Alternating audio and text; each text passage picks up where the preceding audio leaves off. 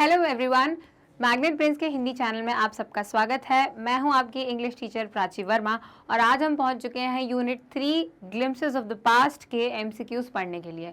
हम पहले इसके चैप्टर के जो हैं ग्लिम्पसेस ऑफ द पास्ट के एमसीक्यू देखेंगे, उसके क्वेश्चन आंसर्स जो भी हैं चैप्टर से जुड़े हुए, और उसके बाद इसी यूनिट की जो पोम है मैकैविटी द मिस्ट्री कैट, उसके एमसीक्यूज देखेंगे। तो इस वीडियो में फिलहाल हम सिर्फ चैप्टर को डिस्कस करेंगे जो कि फ्रीडम स्ट्रगल के बारे में है। हमारी जो पहली लड़ाई थी स्वतंत्रता की 1857 की, उसके बारे में है, उससे जुड़ी घटनाओं के बारे में है, और बहुत सारे ऐसे हमें स्वतंत्रता सेनानी और लीडर्स ऐसे मिलेंगे जिनके बारे में हमने यहाँ पर बात करी है, चाहे फिर वो औरतों को लेकर भेदभाव हो या फिर धर्म के आधार पर जो हम उल्टी सीधे अंधविश्वास रखते हैं, उन सब चीज़ों के बारे में हो। और आखिरकार जब हिंदुस्तानियों को ये एहसास हो गया था कि हमें अब एक साथ होकर, एकजुट होकर इन अंग्रेज़ों को भगाना है हमारे देश से, तो उन्होंने क्या किया था, पहली जो उनकी कोशिश थी उसके बारे में ये चैप्टर है। तो चलिए शुरू करते हैं एमसीक्यू, जिससे आपका एक बहुत ही बढ़िया रिविजन यहाँ पर हो जाएगा।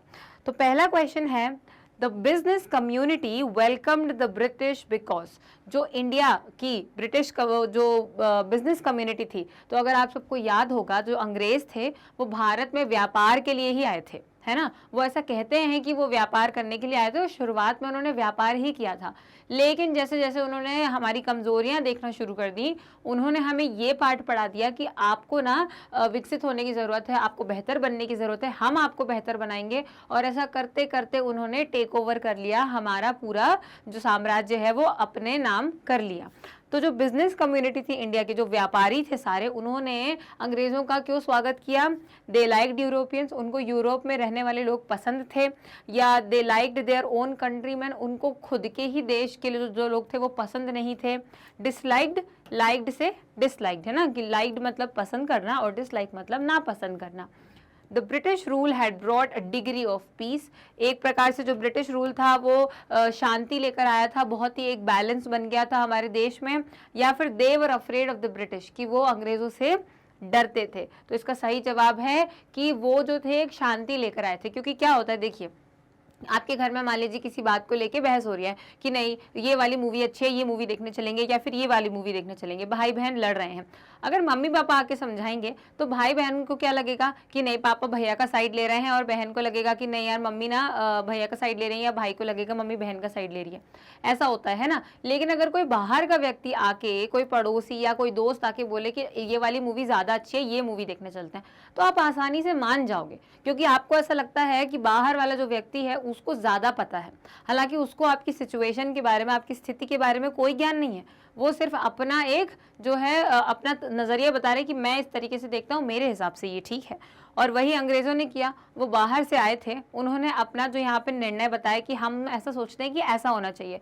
आपको लगा कि उसे ज़्यादा पता है क्योंकि उसने दुनिया देखी है, वो बाहर से आया है। और आज भी हमारे देश में ये मान्यता है, हम कहीं ना कहीं सोचते हैं कि वो वेस्टर्न हैं, वो अंग्रेज़ हैं, वो फॉरेन विदेश से आए हैं, तो वो ज़्यादा विकसित हैं, है ना, उनके पास ज़्यादा चीज़ें हैं, उनको ज़्यादा चीज़ें पता है। लेकिन हम हमारी जगह विकसित हुए हैं और वो अपनी जगह विकसित हुए हैं, तो कोई बड़ा छोटा नहीं है। पर यहाँ क्या हुआ था, हमें ऐसा ही लगा था उस समय, भारतीयों को यही लगा था कि अंग्रेज़ जो हैं वो शांति लेकर आए हैं, उन्होंने सब में एक सुलह करवा दी है, तो हमें इनकी बात माननी चाहिए। और इसीलिए जो व्यापारी थे, भारतीय व्यापारी, उन्होंने इतना स्वागत किया अंग्रेज़ों का। ठीक है, अगला क्वेश्चन है, हु वॉज राजा राम मोहन रॉय। अब ये जो सवाल है ये बहुत ज़रूरी है, क्योंकि राजा राम मोहन रॉय कोई छोटे मोटे व्यक्ति नहीं थे। ठीक है, वो बहुत ज़्यादा ज्ञानी थे, उन्होंने बहुत सुधार करने की कोशिश की और बहुत सारे सुधार वो करके गए हैं। अ सोशल रिफॉर्मर, यानी कि कोई समाज के कार्यकर्ता जो समाज सुधारक रहते हैं। रिफॉर्मर मतलब किसी चीज़ को सुधार करना, है ना। ब्रिटिश सिपॉय, कोई अंग्रेज़ के जो थे वो सिपाही थे। इंडियन प्रिंस, भारतीय राजा थे। या रिलीजियस लीडर, धर्म के नेता थे। तो कौन थे वो इन चारों में से? वो एक समाज सुधारक थे। सबसे ज़रूरी चीज़ है, उन्होंने सती प्रथा और विडो रीमैरिज, यानी जो विधवा होती हैं औरतें, उनकी फिर से शादी कराना, जो बहुत ही कम उम्र में, छोटी उम्र में जिनके साथ ऐसा होता है, उनकी फिर से शादी कराना, उनके जीवन में उनको आगे बढ़ाना, उन्हें स्वतंत्रता दिलाना, इन सारी मान्यताओं से ये उन्होंने किया था। और ये आज भी चल रही है, क्योंकि ये वही सुधार करके गए थे। तो इसका सही जवाब है अ सोशल रिफॉर्मर, वो एक समाज सुधारक थे। तीसरा क्वेश्चन है, from 1757 to 1849 there was no peace in India because, ये जो तारीख लिखी हुई है ना, ये तारीख आप ध्यान से देखिएगा, 1757 से 1849, तो 1757 वो शुरुआती सालों का हम एक अनुमान लगा सकते हैं कि जब अंग्रेज़ों ने आना शुरू किया था और व्यापार करना शुरू किया था, से लेकर 1849, यानी कि 1849 आधी 19th सेंचुरी निकलने के बाद जो था, इस बीच का जो समय था उसमें बिल्कुल भी भारत में शांति नहीं थी। क्यों? The Indian princess kept fighting with each other, जो भारतीय राजा थे वो एक दूसरे से लड़ते रहते थे। ये तो खैर बात सही भी है, क्योंकि वैसे भी वो लड़ते थे और अंग्रेज़ों ने उनको और लड़ने को मजबूर कर दिया था। ईस्ट इंडिया कंपनी बहुत ही ज़्यादा क्रूअल थी, बहुत ही ज़्यादा जो थी रूड थी, है ना। Tipu Sultan fought the British, Tipu Sultan ने अंग्रेज़ों से लड़ाई करी थी, या फिर हिंदू मुस्लिम के बीच में लड़ाइयाँ हो रही थी। तो इसका सही जवाब क्या है कि जो भारतीय राजा थे वो आपस में लड़ रहे थे। ऐसा नहीं था कि अंग्रेज़ों ने आते से ही काम करना शुरू कर दिया था। उन्होंने आए, व्यापार किया, थोड़ा देखा समझा चीज़ों को, और उन्होंने ये पता किया कि जो अंग्रेज़ों ने क्या देखा कि हम में एकता नहीं है। तो पहले भी हम लड़ते ही थे कि इस राजा से किसी बात पे से लड़ाई हो गई है ना, इस राजा से किसी बात पे से लड़ाई हो गई। अब क्या हुआ था, हम टेरिटरी लेने के लिए लड़ने लग गए थे कि हमने उस राजा से लड़ाई करी और क्या हो जाएगा, वो राजा को हरा दिया तो उसका पूरा राज्य हमारा हो जाएगा। अब वो राजा, जो एक राजा है, मान लीजिए मेरठ का कोई राजा है, ठीक है, ये सूरत का कोई राजा है, उसने किसी दूसरे जगह के राजा को हरा दिया, छोटे मोटे देश के राजा को, और वो जो एरिया हो जाएगा, वो जो उसका राज्य हो जाएगा, वो इसी राजा का हो गया। लेकिन वो राजा दूसरी जगह तो राज्य कर नहीं सकता, एक ही जगह कर पाएगा। तो उसने अपने दोस्त, जो कि एक अंग्रेज था, जो कि व्यापारी था, जो उसका बहुत अच्छा सलाहकार उसको वो मानता था, उसको दे दिया, जो कि उसकी सबसे बड़ी गलती हो गई। और इसी प्रकार जो भारतीय राजा थे वो आपस में लड़ते रहते थे, इसीलिए बिल्कुल भी शांति नहीं थी। In the year 1765 in India, अब 1765 में क्या हुआ था, आप लोगों को एक चीज़ यहाँ पे समझ जानी चाहिए। भले ही ये जो सब्जेक्ट है, जो विषय हम पढ़ रहे हैं वो इंग्लिश है, लेकिन ये चैप्टर क्योंकि आपका हिस्ट्री से जुड़ा हुआ है ना, इतिहास से जुड़ा हुआ है, तो आपको कुछ जो है इम्पोर्टेंट डेट्स, कुछ साल जो है, कुछ वर्ष वो याद रखने पड़ेंगे। और बहुत ही साधारण, हाँ, मुश्किल से 3-4 ऐसी डेट हैं जो आपको याद रखनी रहेंगी। बहुत कुछ तो आपको वैसे भी याद ही रहती हैं, जैसे कि 1857 हो जाएगी, 1947 हो जाएगी, है ना। ये सारी चीज़ें तो आपको याद रहती हैं। अब ये एक नई चीज़ है, 1765 में क्या हुआ था। The British government ruled most of the country, जो अंग्रेज सरकार थी वो हमारा मोस्ट ऑफ द एरिया जो है, ज़्यादा से ज़्यादा देश का जो हिस्सा है वो उसके ऊपर राज करने लग गई थी। East India company ruled most of the part of India, तो ये दोनों एक जैसे ही है, ब्रिटिश गवर्नमेंट और ईस्ट इंडिया कंपनी सेम चीज़ है, ठीक है, उनके नाम अलग अलग हैं। Indian princess ruled most of the country, भारतीय राजा जो थे वो रूल कर रहे थे, या Mughals ruled the whole country, ठीक है। तो हमने पिछले क्वेश्चन में ही देखा कि 1757 से लेकर जो थे वो शुरुआत थी बैटल ऑफ प्लासी के आसपास की, जो साल की शुरुआत थी, उस समय क्या था, अंग्रेज़ों ने आना शुरू किया था सिर्फ व्यापारी बनके, कुछ और नहीं था। तो जब ये 1765 की बात हो रही है तो ये शायद से जो है ये अंग्रेज़ों के आने के पहले की बात है। तो इस समय पर जो भारतीय राजा थे वो ही रूल कर रहे थे, फिर चाहे वो किसी भी धर्म के हों, वो भारतीय थे, ये ज़रूरी था कि वो भारतीय राजा थे जो हमारे ही देश पर राज कर रहे थे, उनका ही देश था, ठीक है। The worst sufferers under the British rule were, जो अंग्रेज़ों का शासन था, उस शासन के नीचे रहने वाले कौन से लोग थे, कौन सा एक ऐसा समूह था लोगों का जो सबसे ज़्यादा परेशानी से जूझ रहे थे, who served in the east India company, जिन्होंने ईस्ट इंडिया कंपनी में काम किया था। अब इसको ईस्ट इंडिया कंपनी क्यों कहते हैं, क्योंकि देखिए भारत जो है ना, उसके वेस्ट में ब्रिटेन है ना, जो वो ब्रिटिश लोगों का देश था जहाँ पर वो रहते थे, तो उनके हिसाब से इंडिया उनके ईस्ट में हो गई। और जब वो इंडिया में आके अपनी एक कंपनी बनाई हुई थी उन्होंने, जहाँ पे वो व्यापार करते थे, तो वो इंडिया को ईस्ट इंडिया कंपनी कहते थे, ईस्ट, है ना, ईस्ट की तरफ, इसीलिए ईस्ट इंडिया कंपनी। तो जो लोग ब्रिटिश की कंपनी में काम करते थे वो सबसे जूझने वाले लोग थे, या जो व्यापारी थे वो the business community, the religious leaders, धर्म के नेता, या poor farmers and artisans. Farmers तो आपको पता है किसान होते हैं, आर्टिसंस अगर आपको याद हो इसी चैप्टर में, जो कि क्राफ्ट्समैन होते हैं ना, जो कुछ आर्ट, देखिए आर्टिसंस जो आर्ट की चीज़ें बनाते हैं, जो स्किल होते, कलात्मक होते हैं ना, वो होते हैं आर्टिसंस। तो इसका सही जवाब होगा, सबसे ज़्यादा सफ़र करने वाले लोग थे वो गरीब किसान और आर्टिसन। क्योंकि देखिए जो ईस्ट इंडिया कंपनी में काम कर रहे हैं, चाहे वो उनके नीचे काम करके खुश नहीं हैं, लेकिन कम से कम वो कुछ ना कुछ तो कमा ही रहे हैं, उनको एक नॉर्मल जीवन मिल रहा है। जो बिजनेस कम्युनिटी है वो भी जैसे तैसे उनके नीचे काम करके कमा रही है। हालांकि अगर ये ऑप्शन यहाँ नहीं होता तो बिजनेस कम्युनिटी इसका सही जवाब होता। ठीक है, रिलीजियस लीडर्स उतने ज़्यादा नहीं, क्योंकि वो क्या, जो ब्राह्मण हैं, क्षत्रिय हैं, वो अपने आप को ऊपर मानते थे, तो वही थे जो लीडर्स थे, ब्राह्मण ही तो थे ज़्यादातर, तो वो भी अपने आप को वो दब नहीं रहे थे, वो भी एक अच्छा खासा जीवन जी रहे थे। लेकिन जो गरीब किसान थे उनको टैक्स देना पड़ता था, उनकी ज़मीन अब उनकी नहीं रही थी, कितने सारे ऐसे लॉ बना दिए थे, और ऊपर से उनके पास पैसा नहीं था नया सामान अनाज के लिए खरीदने का, है ना, किसानी के लिए सामान खरीदने का, तो वो क्या करते थे, उधार ले लेते थे, और अब उस उधार को चुकाना मुश्किल हो जाता था, तो उनको अपना ज़मीन ही देना पड़ता था, किसको, ईस्ट इंडिया कंपनी को। इस प्रकार से उनका जीवन बहुत मुश्किल हो गया था। क्वेश्चन नंबर 6 है, under regulation 3 of the British rulers, regulation 3 के अंडर क्या रूल था? इंडियंस वर टू पे हायर टैक्सेस, की जो भारतीय हैं उन्हें ज़्यादा कर देना पड़ेगा, ज़्यादा टैक्स देना पड़ेगा। ब्रिटिश गुड्स बिकेम चीप, जो अंग्रेज़ों के जितने भी सामान था, जो प्रोडक्ट आता था बन के, वो बहुत ही सस्ता हो गया था। कॉटन वियरर्स बिकेम पुअर, जो कॉटन बनाते थे, है ना, कॉटन सूत का जो वो जो उसकी खेती करते हैं, उसके बाद में उससे कपड़ा बनाते हैं, वो बहुत ही गरीब हो गए थे। या फिर Indians could be gelled without trial in a court, कि कोर्ट में उनका ट्रायल, कोर्ट में उनकी जो एक होती है ना, पेशी होती है, उसके बिना ही उनको जेल में डाल दिया जाता है। ये आपको इसलिए अजीब लगेगा क्योंकि जो एक नॉर्मल तरीका होता है, साधारण तरीका होता है जेल जाने का, वो देखिए जैसे आपके अगेंस्ट कोई गुनाह जो है वो रजिस्टर किया, FIR हुई, तो आपको पहले जेल में डालेंगे कि आपके लिए केस है, आपके अगेंस्ट है, तो अब आपकी कोर्ट में पेशी की जाएगी, देखा जाएगा कि ये जो रिपोर्ट है ये सही है या नहीं है। उसके बाद में अगर ये सच है तो आप क्या करोगे, आपका वो कोर्ट में पेशी होगी, सही होगी नहीं होगी वो चीज़ का डिसीजन होगा, और जो भी निर्णय होगा, अगर आप गलत हैं तो आपको जेल में डाल दिया जाएगा, और नहीं है तो आपको छोड़ दिया जाएगा।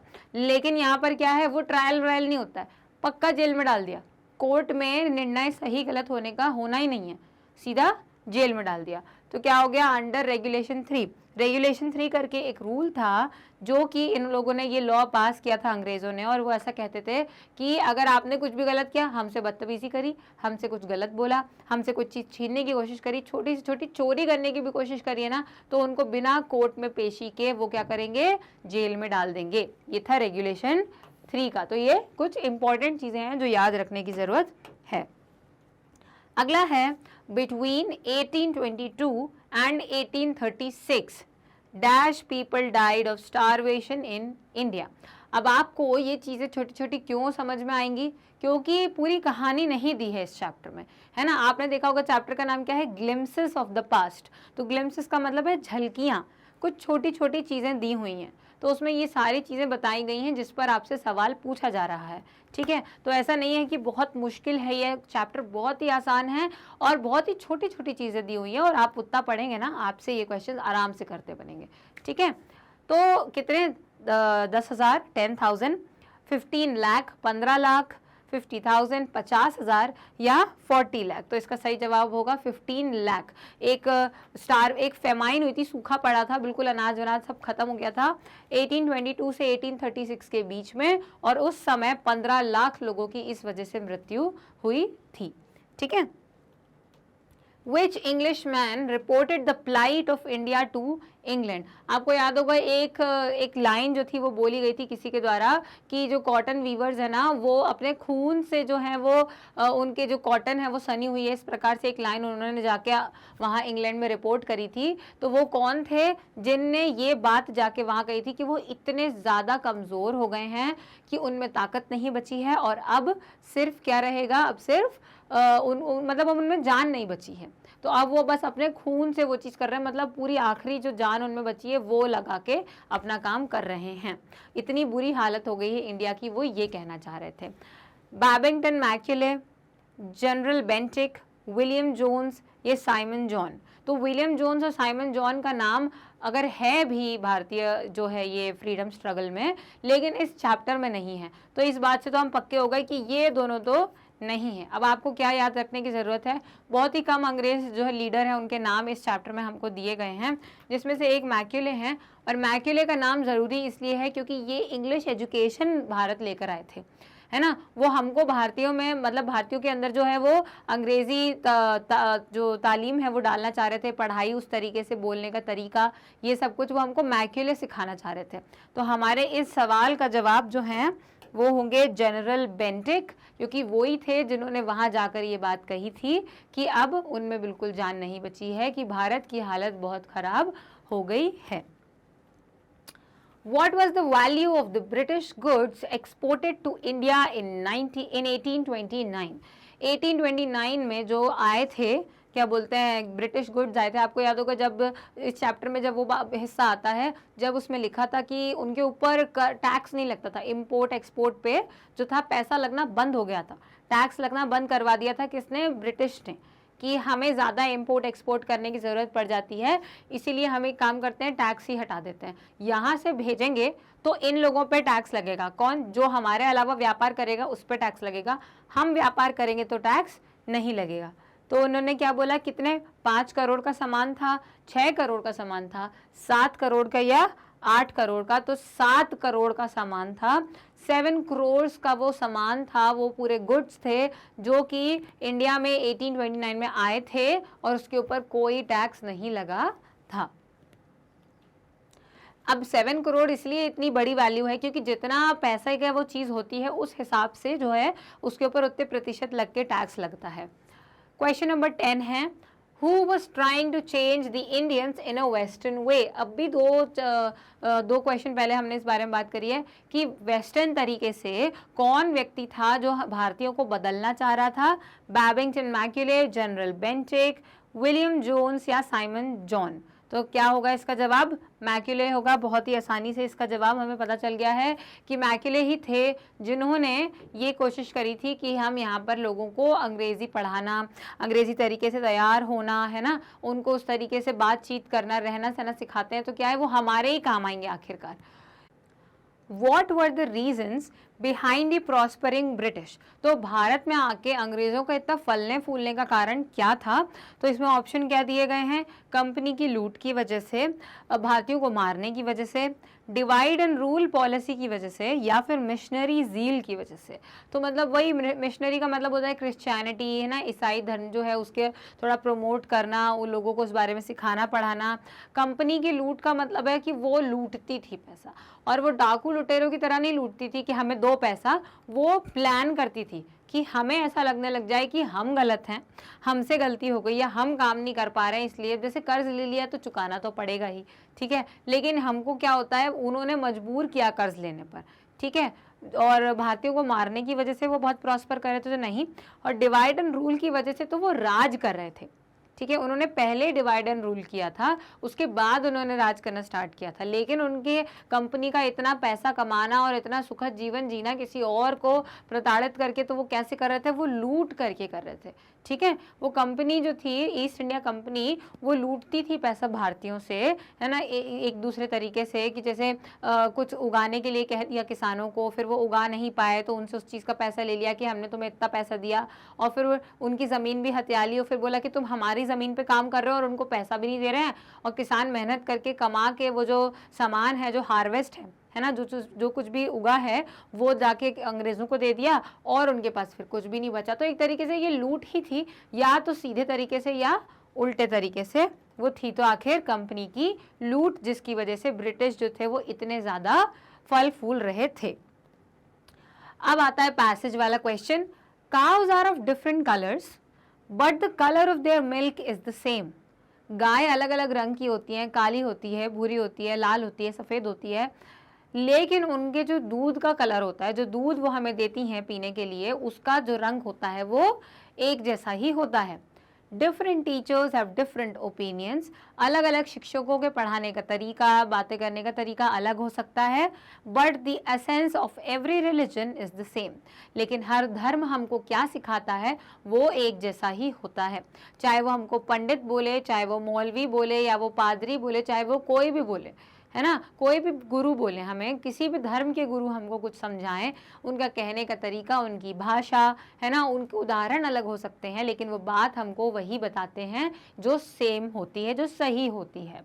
तो ये लाइंस किसके द्वारा कही गई हैं? सबसे पहले जनरल बेंटिक ने कही थी, राजा राम मोहन रॉय ने कही थी, टीपू सुल्तान ने कही थी, या नन ऑफ दीज? तो ये बात सीधी साफ बात किसने कही थी? राजा राम मोहन रॉय ने कही थी। ये बात वो अपनी पत्नी उमा को समझा रहे थे कि कोई धर्म एक दूसरे धर्म से इतना अलग नहीं होता है, हमारी मान्यताएं अलग होती हैं, रीति रिवाज अलग होते हैं, क्योंकि हम अलग भगवान को भले ही मानते हैं, लेकिन सारे भगवान एक जैसी बातें कहते हैं, है ना, कोई हमें अलग चीज नहीं सिखाता है। इसी पैसेज पर दूसरा क्वेश्चन है, how does the speaker explain the problem to his wife? किस प्रकार से वो अपनी पत्नी को ये समझाना चाह रहे हैं कि वो गाय और उससे मिलने वाले दूध का उदाहरण देकर, by giving example of great leader, बड़े बड़े नेताओं के उदाहरण देकर, by giving the example of religious teachers, जो धर्म के नेता हैं उनका उदाहरण दे रहे हैं, या फिर अलग अलग टीचर्स के जो है उदाहरण दे रहे हैं कि शिक्षक कितने प्रकार के होते हैं? तो इसका सही जवाब है गाय और उसके दूध से लेकर, क्योंकि ये बहुत ही साधारण और हमारे सामने दिखने वाला एक उदाहरण है। जैसे कि एक बहुत ही साधारण उदाहरण है कि हम चाहे कितने भी अलग हो जाएं, हमारे अंदर बहने वाले खून का रंग एक जैसा होता है, वैसे ही यहाँ पर क्या बात है, गाय अलग अलग रंग की होती हैं, लेकिन हम ये तो नहीं करते कि ये गोरी गाय है तो हम इसी का दूध पियेंगे, या ये काली गाय है तो हम इसका दूध नहीं पियेंगे। हम ऐसा नहीं करते हैं, क्योंकि दूध तो हमें एक जैसा मिल रहा है और हमें गाय से मिल रहा है, तो वो साफ चीज़ है, वो सही चीज़ है जो हमें सामने देखने मिल रही है। उसी पर तीसरा क्वेश्चन है इसी पैसेज पर, What was the speaker trying to explain? तो जो इस पैसेज के वक्ता है जो बोल रहे हैं वो क्या समझाना चाह रहे हैं उदाहरण को देकर? All religion teach the same thing, कि सब जितने भी धर्म है वो सारे एक जैसी चीज़ सिखाते हैं, सारी गाय एक जैसी होती हैं, वो ये बताना चाह रहे हैं, या अलग अलग जो टीचर है वो अलग अलग विषय पढ़ाते हैं ये बताना चाह रहे हैं, या सबके अलग अलग ओपिनियन, सबके अलग अलग मान्यताएं या धारणाएं होती हैं वो बताना चाह रहे हैं? तो वो क्या बताना चाह रहे हैं कि सारे धर्म एक जैसी चीज़ ही सिखाते हैं। ना गाय की बात पे ध्यान, ये बात में ध्यान नहीं देना कि गाय कितनी प्रकार की होती है, ना इस बात पे ध्यान देना है कि शिक्षक, जैसे मैं इंग्लिश पढ़ाती हूँ, कोई और कुछ मैथ्स पढ़ाता होगा, कोई और सोशल पढ़ाता होगा, तो ये जान के हम क्या करेंगे? जो बात कहना चाह रहे हैं वो ये है कि सारे धर्म एक जैसी चीज़ें ही सिखाते हैं। अगला क्वेश्चन है, who killed the adjutant of his regiment? कौन था जिसने अपने ही रेजिमेंट, मतलब वो एक ब्रिटिश सेनानी था, सैनिक था, और उसने अपने ही रेजिमेंट जो होता है ना, वैसे सेनाओं के अलग अलग समूह बन जाते हैं, तो उसने अपने ही समूह के लीडर को मार दिया था। किसने किया था ये काम? ये डेयरिंग काम कोई और नहीं, मंगल पांडे ही कर सकते हैं, जिन्होंने, मंगल पांडे को कहा जाता है कि ये जो है ये चिंगारी लगाने वाले थे। 1857 की जो लड़ाई थी, ठीक है, जिसमें सब लोग उत्साहित, प्रोत्साहित और बहुत ज़्यादा उनके अंदर खून का बहाव तेज़ हो गया था कि हमें आखिरकार अब जाके इन अंग्रेज़ों को यहाँ से भगाना है। तो जो 1857 की लड़ाई थी उसकी चिंगारी किसने लगाई थी? मंगल पांडे ने लगाई थी, और यही काम करके उन्होंने चिंगारी लगाई थी। ठीक है।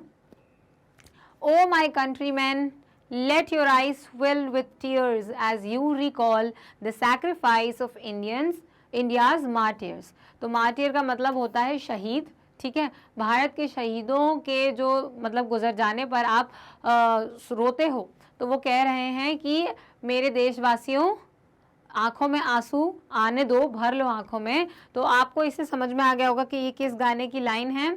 सबसे पहले तो ये जो पैसेज है हम इस बारे में बात कर लेते हैं कि ये गाना लता मंगेशकर द्वारा गाया गया है, और जब पहली बार उन्होंने ये गाना गाया था, ये तब के बारे में ये बात कही गई है जब उन्होंने सबसे पहली बार ये गाना गाया था। और ये गाना कोई और नहीं, ये है ए मेरे वतन के लोगों, जिसका इंग्लिश ट्रांसलेशन है जो हमें यहाँ पर दिया गया है। तो क्या मतलब है? ओ माई कंट्रीमैन, ए मेरे वतन के लोगों, let your eyes fill with water, fill with tears, ज़रा आँख में भर लो पानी, as you recall the sacrifices of India's martyrs.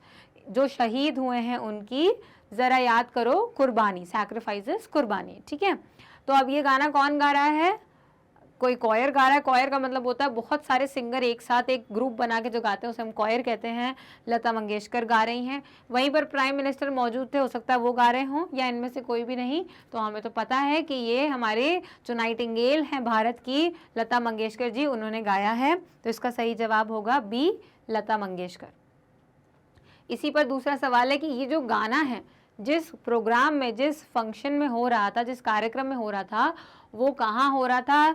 Delhi, सूरत, पंजाब या मैसूर? तो ये कुछ बहुत ही ज़्यादा फेमस, उस समय की फेमस जगह हुआ करती थी, कि इसलिए फेमस, वैसे तो सारी जगह सबको पता थी, लेकिन ये इसलिए क्योंकि यहाँ पर कुछ ना खास घटनाएं घटी थी उस समय जब हम जो थे अंग्रेज़ों के नीचे, अंग्रेज़ हम पर राज कर रहे थे। तो ये फंक्शन था, जाहिर सी बात है कि अगर प्राइम मिनिस्टर वहाँ मौजूद थे तो ये फंक्शन कहाँ हो रहा होगा? दिल्ली में हो रहा था ये फंक्शन। और ये किस चीज़ के लिए हो रहा था? ये फंक्शन हो रहा था जो इंडिया की लड़ाई हुई थी, इंडो चाइना वॉर हुई थी, उस समय पर जो लोग शहीद हो गए थे ना, उनके लिए ये गाना बनाया गया था और तभी गाया गया था। अगला सवाल है, why did some people thank God for sending the British? जो अंग्रेज थे उनके आने पर कुछ लोग बहुत खुश थे कि वो बोल रहे थे, हे भगवान, भगवान ने भेजा है अंग्रेज़ों को, अब हमारा जीवन सुखी हो जाएगा। तो ये क्यों बोल रहे थे वो? They brought order and security, they were taking over the business, they brought literacy, या all of the above। तो वो जो है एक बहुत ही बैलेंस सा सिस्टम लेकर आए थे कि किस प्रकार से हमको राज करना है यहाँ पर और किस हिसाब से हमको लोगों को बेहतर महसूस कराना है भारत के, या फिर वो व्यापार के बहुत अच्छे आइडिया लेकर आए थे, या वो एजुकेशन, शिक्षा लेकर के आए थे, या ये सारे हैं। तो वो एक ऑर्डर और सिक्योरिटी लेकर आए थे। शुरुआत में भारतीयों को ऐसा लग रहा था कि अंग्रेज सही हैं। क्यों? क्योंकि भारत बहुत ज़्यादा ही फैला हुआ था। फैला का मतलब ये नहीं है कि बड़ा था, फैला का मतलब था कि व्यवस्था नहीं थी। वो व्यवस्था लेकर आए थे क्योंकि उन्हें पता था कि हमें इन पर राज करना है, तो हमें इन्हें सही भागों में बांटना पड़ेगा, हमें अपना काम आसान बनाना पड़ेगा, ठीक है। तो उन्होंने क्या किया, एक व्यवस्था लेकर आए थे और शुरुआत में भारतीयों को ये लगने लगा कि ये व्यवस्था से हमारा देश बेहतर विकसित हो पाएगा, इसलिए उन्होंने बोला कि अब हमारा जो जीवन है वो अच्छा होने वाला है, सुखमय होने वाला है, क्योंकि अंग्रेज आ गए हैं। Who disliked Indian princes yet they resented the English rule? कौन थे वो लोग जो भारतीय राजाओं को तो पसंद नहीं करते थे लेकिन अंग्रेज़ों को भी पसंद नहीं करते थे? पहले उन्हें लग रहा था कि भारतीय राजा तो ऐसे ही हैं, अंग्रेज़ आ गए हैं तो अच्छी बात है। लेकिन जब अंग्रेज़ों के असली रंग उन्होंने देखे तो उन्होंने सोचा कि अंग्रेज़ जो थे वो तो ठीक है कि जैसा भी राज कर रहे हैं, लेकिन भारतीय राजा जो थे जैसे भी थे वो आखिर हमारे राजा थे, चाहे वो कैसा भी राज कर रहे थे। ये बात हमारे देश की होती, पर अब हमें बाहर से आके कोई राज कर रहा है हमारे ऊपर, जो कि गलत है। तो जो पेजेंट्स थे, यानी कि एक तरीके से व्यापारी ही थे, वो ऐसा कर रहे, वो ये करते थे।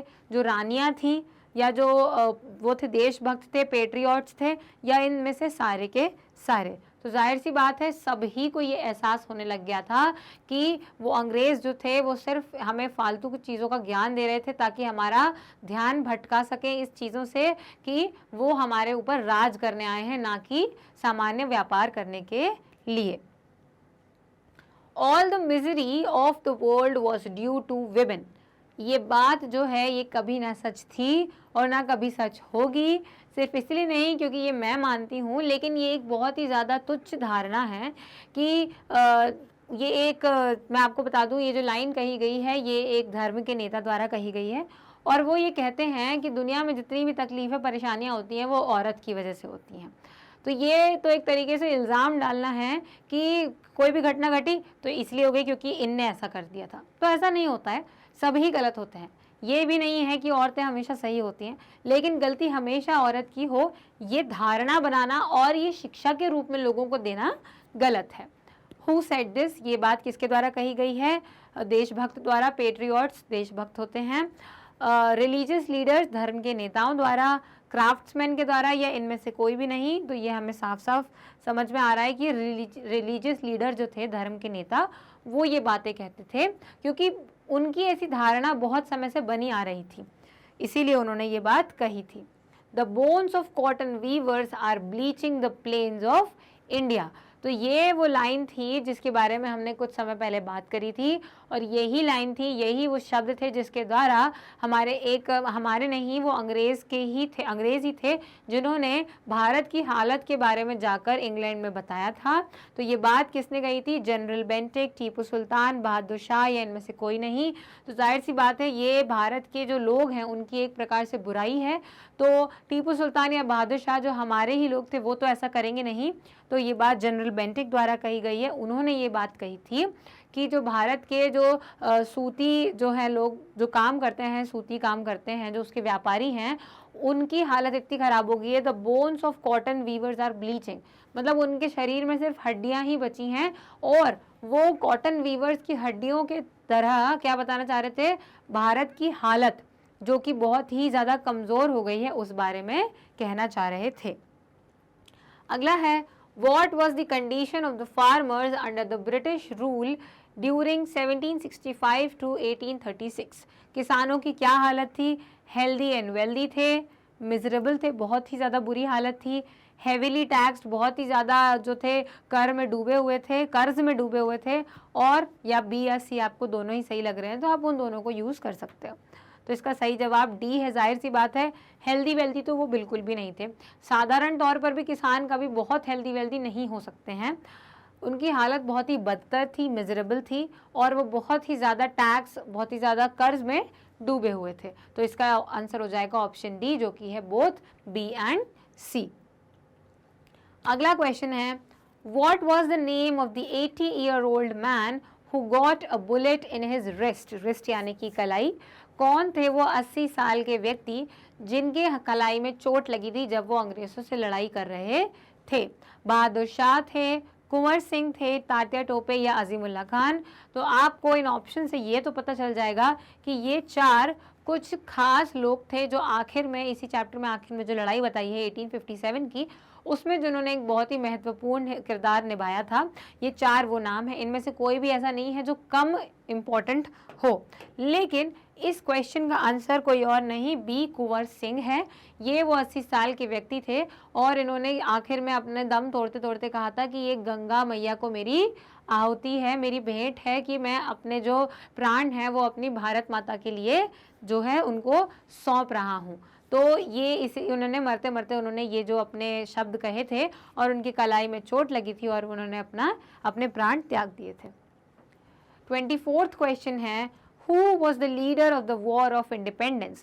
हम इसको स्वतंत्रता की पहली लड़ाई कहते हैं, इंग्लिश में जिसे वॉर ऑफ इंडिपेंडेंस कहा जाता है, 1857 की लड़ाई। तो इस लड़ाई में क्या हुआ था, कौन कौन थे ये?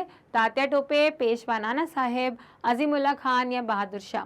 इन चारों में से कौन था जो इनने मिलकर ही ये निर्णय लिया था कि कौन जो था वो हमारा नेतृत्व करेगा, हमारा लीडर कौन होगा? तो इनके लीडर थे पेशवा नाना साहेब। ये लोग इस निर्णय पर आए थे, आखिरकार सब लोग ने डिसाइड किया था कि पेशवा नाना साहिब को हमारा नेतृत्व करना चाहिए। अगला है, where did the revolt outbreak take place? Revolt outbreak कहाँ हुआ था? रिवोल्ट शुरू कहाँ हुआ था? सूरत, दिल्ली, मैसूर या मेरठ? तो ये शुरू जो हुआ था ये मेरठ में हुआ था, और जैसे मैंने आपको बताया मंगल पांडे के द्वारा हुआ था, तो ये वहीं से हुआ था। The grease on the bullets was bad because it was made of, ये बहुत ही ज़्यादा इम्पॉर्टेंट एक केस है जो याद रखने लायक है कि जो ब्रिटिश सेनानी थे, मतलब सैनिक थे जो भारतीय थे और जो अंग्रेज़ों के लिए काम करते थे, वो क्या करते थे कि उनको एक गन दी थी जिसका नाम था एनफील्ड। उस गन का नाम था, उस बंदूक का नाम एनफील्ड था, और उसमें ना उनको उसको लोड करने के लिए एक कुछ मोटा सा चर्बी जैसा लगा रहता था, उसको अपने मुंह से खींचना होता था और तब जाके वो लोड होती थी और फिर आप उसे शूट कर सकते हो। तो वो उसके ऊपर जो ग्रीस लगा हुआ था, उनको कोई तकलीफ नहीं थी उसे मुंह से खींचने में, लेकिन उन्हें ये पता नहीं था कि वो किस चीज़ की बनी है। जब उन्हें पता चला कि वो गलत है, वो ख़राब है, तो उन्हें क्या पता चला कि वो किसकी बनी है? काऊ के फैट की बनी हुई है, पिग के फैट की बनी हुई है, बहुत ही ख़राब तेल की बनी हुई है, या ऑप्शन डी है ए या बी? तो ये चीज़ जो थी ये हिंदू और मुस्लिम दोनों ही कम्युनिटीज़ के लिए, दोनों ही धर्म के लिए बहुत ही ज़्यादा गलत थी। चाहे वो हिंदू सैनिक हो या वो मुस्लिम सैनिक हो, वो उन सारे भारतीय सैनिकों के लिए ये चीज़ बहुत ही ज़्यादा दुखदाई थी कि इन्होंने हमारा भरोसा तोड़ा है। क्योंकि हम पर राज करना ये सब कुछ तो ठीक है, पर ये करके उन्होंने क्या किया, हमारा धर्म भ्रष्ट किया है। हिंदू जो है वो गाय जो रहती है उनके लिए क्या रहती है, वो पवित्र होती है और उसके साथ वो उसको खा नहीं सकते या उससे रिलेटेड कोई भी इस प्रकार का काम नहीं कर सकते हैं कि उसकी चर्बी को वो अपने मुंह से खींचें। और मुस्लिम जो रहते हैं वो जो पिग होता है उसको बहुत ही ज़्यादा विशुद्ध मानते हैं, है ना। तो उस हिसाब से क्या हुआ, दोनों ही धर्मों को उन्होंने क्या किया है, भ्रष्ट कर दिया है। इसका सही आंसर होगा ए या ए बी, दोनों ही फैट, काऊ का फैट और पिग के फैट से वो बनता था। क्वेश्चन नंबर 27 है, which community lost their lands in Bengal. कौन सा ऐसा समूह था, कौन सी ऐसी कम्युनिटी थी, कौन सा ऐसा धर्म समूह था जिन्होंने बंगाल में अपनी जो है अपने जो ज़मीन थी वो खो दी थी। तो ब्राह्मण थे, संथल थे, क्षत्रिय थे या इनमें से कोई भी नहीं। तो बहुत ही आसान सा सवाल है, इससे आपको बस आंसर पता होना चाहिए कि कौन थे। संथल जो थे, संथल कम्युनिटी थी, उनसे उनकी ज़मीन छीन ली गई थी और ये कम्युनिटी कहाँ की रहने वाली थी, बंगाल की रहने वाली थी। ठीक है, अगला है ऑप्शन बी सही है। अगला क्वेश्चन है, Macaulay introduce dash among the people of India.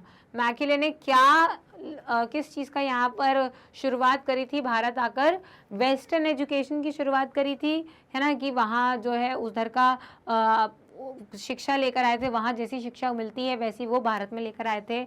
English customs लेकर आए थे, या अपनी कंट्री का जो लिटरेचर है, जो साहित्य है वो लेकर आए थे, या इनमें से सब कुछ है। तो वो क्या लेकर आए थे, वो सब कुछ ही लेकर आए थे। और लेकर आए का मतलब ये नहीं था कि वो उठा के ले आए थे, उन्होंने यहाँ आके लोगों को सिखाना पढ़ाना शुरू किया था।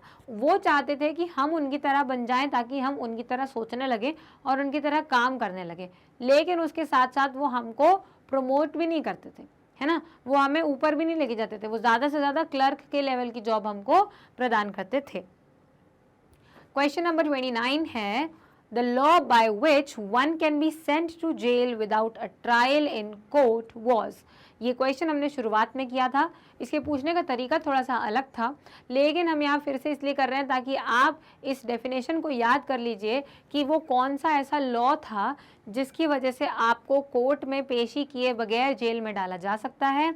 तो उसको हम एग्जीक्यूशन कहते हैं, रेगुलेशन 3 कहते हैं, मैकेलेस मिनट कहते हैं, या इनमें से कुछ भी नहीं है।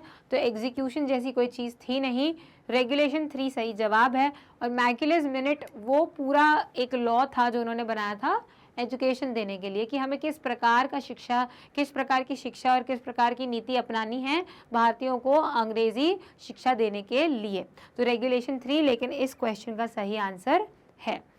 ठीक है, तो इस प्रकार से आपको इसकी डेफिनेशन याद हो जाएगी। और आता है फिर हमारा आखिरी क्वेश्चन जो कि है, the first war for independence was in, जो हम पूरे वीडियो पर डिस्कस करते आ रहे हैं, 1857, 1857 की लड़ाई है और यही इसका सही जवाब है। तो एक बहुत ही आसान और बहुत ही इंपॉर्टेंट सवाल के साथ हमारा ये वीडियो एमसीक्यू का पूरा खत्म होता है। इस चैप्टर के इस एमसीक्यू के वीडियो से मैं आशा करती हूँ कि आपको पूरा चैप्टर क्लियर हो गया होगा, पूरी कहानी समझ में आ गई होगी, सारी बातें क्लियर हो गई होंगी और ये पता चल गया होगा कि डेट्स याद रखना कितना ज़रूरी है। अब आपको मिल सकता है इस चैप्टर से रिलेटेड एक क्वेश्चन पेपर, जिससे आपका एक कंप्लीट हो जाएगा ये यूनिट, ये चैप्टर पूरी कंप्लीट हो जाएगी, जिसके लिए आपको जाना पड़ेगा इंडिया के नंबर 1 प्लेटफॉर्म पर, जहां आपको 100% फ्री ऑनलाइन शिक्षा मिलती है। यानी कि गूगल पे जाके टाइप करिए magnetbrains.com। प्रोसेस बहुत ही आसान है, वेबसाइट खुलने पर अपना कोर्स और अपनी क्लास सेलेक्ट करें और उसके बाद आपको सामान्य अंग्रेजी की जिस भी बुक के क्वेश्चन आंसर्स देखने हैं, चाहे वो हनी ड्यू हो या इट्स सो हैपन, उस पर क्लिक करें और आपके पास उस बुक से रिलेटेड सारी यूनिट और उसके सारे चैप्टर मिल जाएंगे। कि जिस भी चैप्टर के वीडियो को या जिस भी टॉपिक के वीडियो को आप देखना चाहते हैं उस पर क्लिक करें और आपका वीडियो शुरू हो जाएगा। वीडियो को पूरा देखें। अगर किसी क्वेश्चन में कोई दिक्कत आती है तो कमेंट सेक्शन में ज़रूर लिखें, आपकी डाउट को हम बिल्कुल सॉल्व करेंगे। अब क्योंकि मैग्नेट ब्रेन्स लेकर आया है 6th से लेकर 12th स्टैंडर्ड तक के बच्चों के लिए 100% फ्री ऑनलाइन शिक्षा, वो भी सारे स्टेट बोर्ड्स के हिसाब से। तो फिर फटाफट इस वीडियो को लाइक करें, हमारे यूट्यूब चैनल को सब्सक्राइब करें और तो और इस वीडियो को या इस चैनल के दूसरे वीडियो को अपने दोस्तों से या क्लासमेट से शेयर करना ना भूलें। मिलते हैं अगले वीडियो में, तब तक के लिए थैंक यू।